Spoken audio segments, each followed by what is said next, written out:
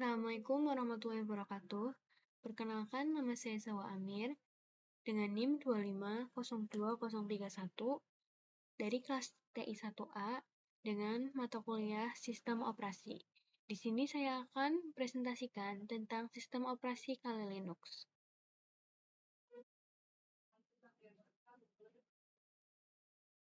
Di sini ada pendahuluan. Kali Linux adalah sistem operasi berbasis Debian Linux yang dirancang secara khusus untuk pengujian keamanan atau penetration testing, audit sistem, dan forensik digital. Dikembangkan oleh Offensive Security, organisasi pelatihan keamanan siber profesional. Kali Linux digunakan oleh ethical hacker, peneliti keamanan, dan profesional IT untuk menguji keamanan jaringan dan sistem komputer.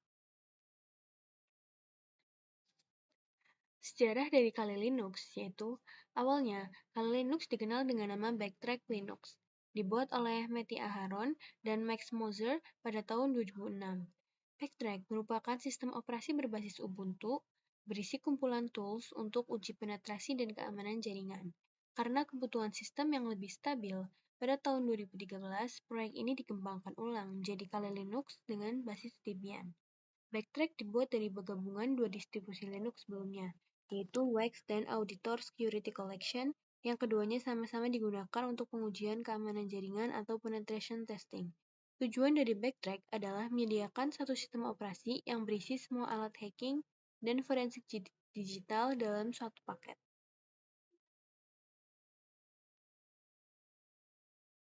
Perkembangan versi dari Kali Linux. Pada tahun 2013, Kali Linux version 1.0 rilis perdana dengan basis Debian 7 atau WYSI.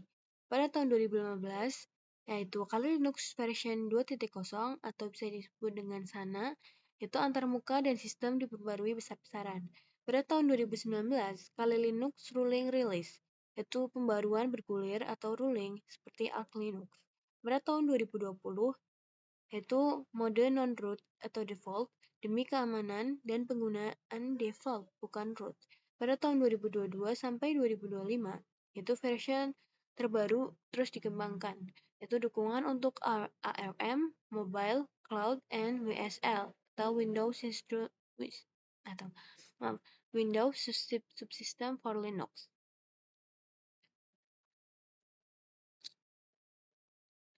Fungsi utama dari Kali Linux yaitu 1.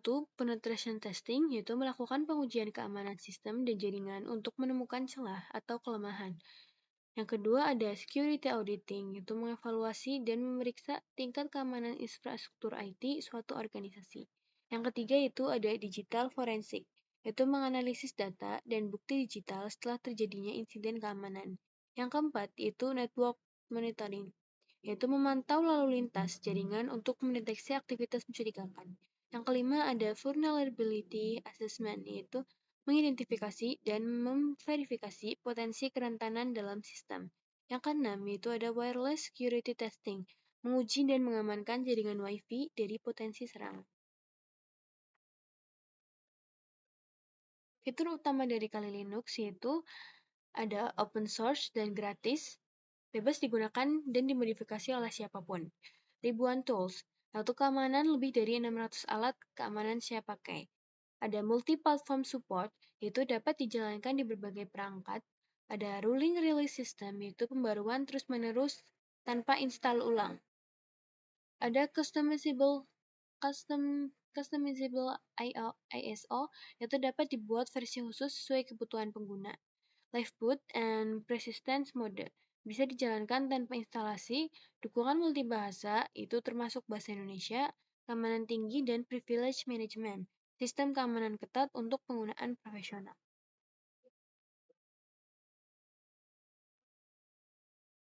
Kelebihan dari Kali Linux yaitu 1. Gratis dan open source, dapat digunakan bebas tanpa lisensi.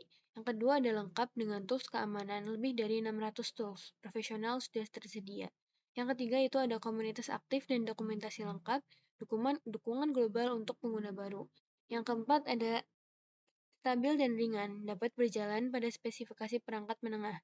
Yang kelima, ada dukungan banyak platform, bisa dijadikan di berbagai perangkat dan arsitektur.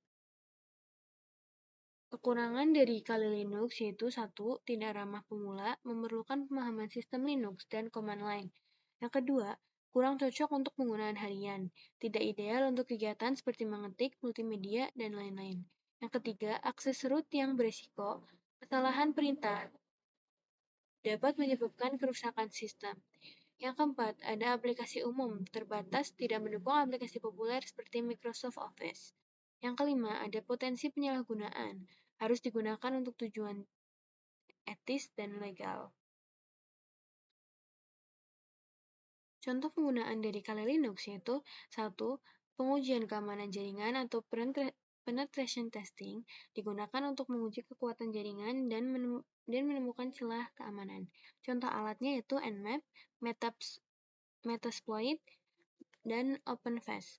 Yang kedua ada keamanan website, menguji keamanan situs web dari serangan seperti SQL injection atau XSS. Contoh alatnya yaitu ada Swipe, OWASP-SAP, dan NICDOC. Yang ketiga ada forensik digital, menganalisis bukti digital setelah terjadi serangan cyber. Contoh alatnya yaitu AutoPay, Oremos, dan Volatility. Yang keempat ada keamanan Wi-Fi, yaitu menguji kekuatan enkripsi dan keamanan jaringan nirkabel. Contoh alatnya yaitu Air Tracking, River, dan Kismet. Yang kelima ada uji kekuatan password, menguji apakah password aman dari serangan brute force. Contoh alatnya yaitu ada John the Ripper, Hydra, dan Hashcat. Yang keenam ada pendidikan dan pelatihan, digunakan oleh mahasiswa dan profesional untuk belajar ethical hacking dan keamanan cyber. Yang terakhir ada audit keamanan perusahaan, yaitu perusahaan menggunakan Kali Linux untuk memeriksa keamanan server, sistem, dan aplikasi sebelum digunakan publik. Kesimpulannya, yaitu Kali Linux merupakan sistem operasi berbasis Linux yang dirancang khusus untuk keperluan keamanan cyber dan pengujian penetrasi. Sistem ini memiliki berbagai alat keamanan yang lengkap untuk menganalisis jaringan, forensik digital, serta uji kerentanan sistem. Sebagai sistem operasi open source, Kali Linux dapat digunakan secara gratis dan didukung oleh komunitas pengguna yang luas. Dengan kemampuannya yang kuat, Kali Linux sangat bermanfaat bagi para ahli keamanan, peneliti, dan pelajar di bidang teknologi informasi. Namun, penggunaannya memerlukan pemahaman teknis yang baik agar dapat digunakan secara etis dan bertanggung jawab. Oke, sekian presentasi dari saya. Mohon maaf apabila ada salah-salah kata dalam saya menyampaikan materi tersebut. Terima kasih. Wassalamualaikum warahmatullahi wabarakatuh.